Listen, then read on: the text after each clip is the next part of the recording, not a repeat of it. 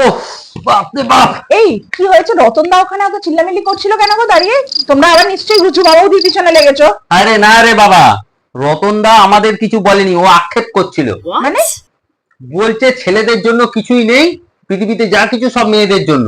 বলে একটা সন্তান যখন জন্মায় কেউ ওর বাবাকে ভালো কনগ্রাচুলেশন জানায় না, সবাই মাকে বলে। এবার যখন বিয়ে হয়, বিয়ের সময়তে গিয়ে বউকে সবাই আশীর্বাদ করে, বউকে গিফট দেয়, ছেলেদের কেউ কিছু দেয় না। এই পর্যন্ত তো রতনদার তাও ঠিক ছিল।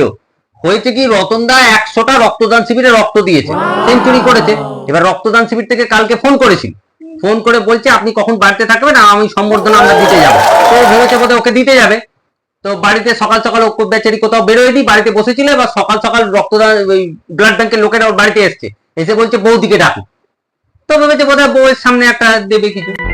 ওরা মানপত্র, ফুলের তোড়া সবকিছু নিয়ে বৌদির হাতে দিয়েছে, দিয়ে বৌদিকে কনগ্রাচুলেট করে চলে গেছে। এবার ওরা চলে যাওয়ার পর মানপত্রটা খুলে দেখছে, বৌদিকে লেখা আছে ডিয়ার বৌদি, आपने नहीं नहीं पिया इसलिए हम लोगों ने लिया।